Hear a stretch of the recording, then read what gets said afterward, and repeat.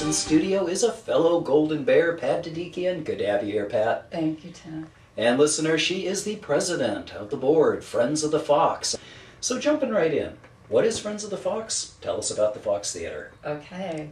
Well, Friends of the Fox is an organization that just grew out of people's love for the Fox Theater. And I don't know if you had the experience of driving by the Fox year after year seeing it sitting there vacant. And when I first noticed it several years ago, I just wasn't sure what it was, but I knew every time I saw it, it jumped out at me, and I felt an affinity for it. I joined the board of the Oakland Heritage Alliance, and they asked me to chair a subcommittee on the Fox Theater because at that time there were things going wrong with it. Carpet, there were leaks in the roof, and as you know, it's legendary at this point, but mushrooms growing in the carpet, and it was in a state of neglect, and people were concerned, particularly the preservation community. So we started working with the city in that capacity and meeting with them. And then we actually broke off and formed our own 501c3 nonprofit corporation.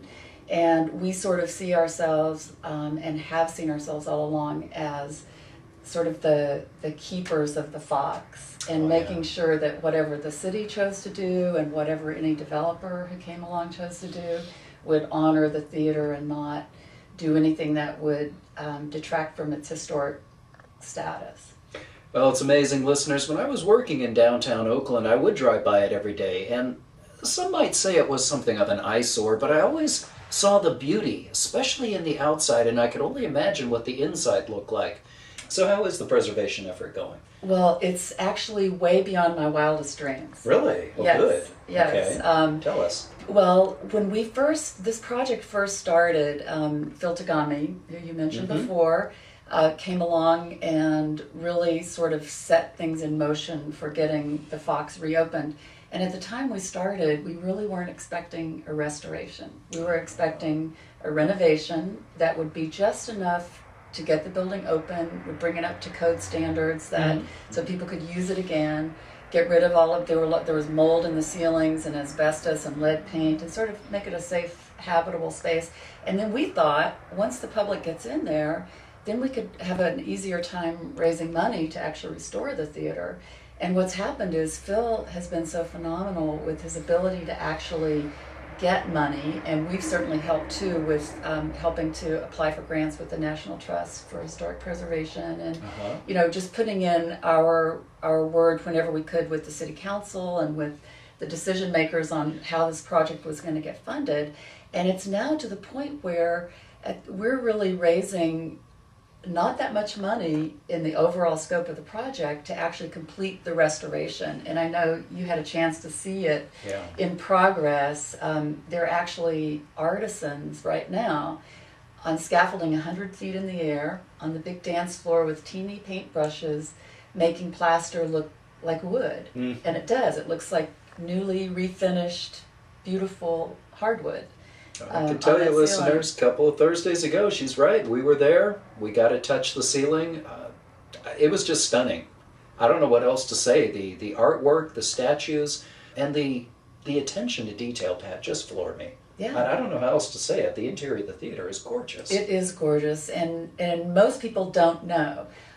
You have to be someone who was going to movies prior to the late 60s to actually have seen the inside of this theater, and it's been closed down since then, and only a few people have gone inside, the lucky few, and for a while we were with flashlights and floodlights looking before this project started, but it is amazingly detailed and ornate inside the theater. Now, Pat, turning our attention then to the Oakland School for the Arts, can you tell us the link between the Fox and what is this Oakland School for the Arts? Well, the Oakland School for the Arts is a really phenomenal charter school that Jerry Brown was very instrumental in starting. Okay. They specialize in the performing and visual arts, as well as they have a very good academic program too. In fact, their students have been accepted into some of the top schools and universities in the country coming out of there. And I really think of this as really a catalyst for the project when Jerry Brown had the idea of moving the School for the Arts into the Fox Theater. Yeah. Because there were a lot of people who wanted to restore the Fox, but it's a big building, and what will exactly happen there, no one knew, but the School for the Arts was kind of a stroke of brilliance.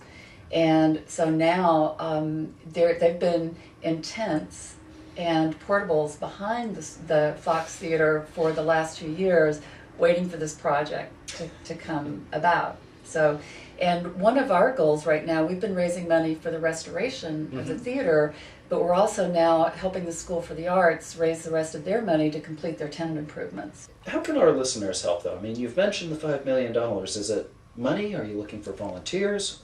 What is it you guys really need? We really need money, because $5 million, I say it's not a lot, but it is a daunting task for we have a 1-year time frame that we're working with. Wow. And we have a website, it's foxoakland.org, and that has the information on how to donate to this project. And again, the money that's donated goes towards this joint fundraising effort for both the completion of the preservation and for the Oakland School for the Arts for their tenant improvements. Could you speak a little bit about the donor level? So I was very amazed when I saw the list and some of the benefits. I mean, it's more than just signed artwork that you get for donating money to this project. Well, we actually have, we've set up a program where people get tiles in the sidewalk engraved on at the front of the theater, which we think is going to be great. Yeah. I think it's starting to occur to people that this really will be a first-class neighborhood, not too far down the line. Not only is the business is opening and the Fox restoration is underway, but they're going to be actually completely redoing the streetscape on Telegraph Avenue. So it's going to be all redone with trees and benches and sidewalks, and so these sidewalk tiles, I think, are going to be very beautiful there. And so we have sidewalk tiles for people with their names on them. We also we're planning to have an opening night gala that will be really, people who come there will get to see this the Fox Theater before it opens to the public, and so people will get to come to that. And of course, we have VIP levels of tickets, and the posters, we actually feel very proud of them because we have an artist who's very well known who did our Fox project posters, and for donors at a 5,000 level or above, they actually will get a signed and numbered poster by John Mattos, who's our artist. So Pat, once the theater opens October of 2008, and the Oakland School for the Arts will be there, so that's sort of a Monday through Friday daytime thing, what will happen in the evenings? Well, one of the most amazing things that happened, aside from the Oakland School for the Arts coming in and taking over the tenant space, is that we found an organization to actually run the theater as a live entertainment venue. Oh. So it'll be open in the evenings for really first-class concerts. This is Another Planet Entertainment. Okay. They currently bring music to the Greek Theater in Berkeley, to the Warfield, and to the Paramount. And they have access to really some of the top musicians in the country. So that's their plan. This will be their flagship venue. Wow, and there'll also be, in addition to the theater, there'll be a restaurant on one side and a bar on the other. So the Fox is going to be thriving, full of life, and a great place to go. Final question for you. What really matters? Well, I think what really matters is commitment. And I think that the Fox Theater is a great example of that, because there have been lots of reasons and opportunities throughout this process to give up.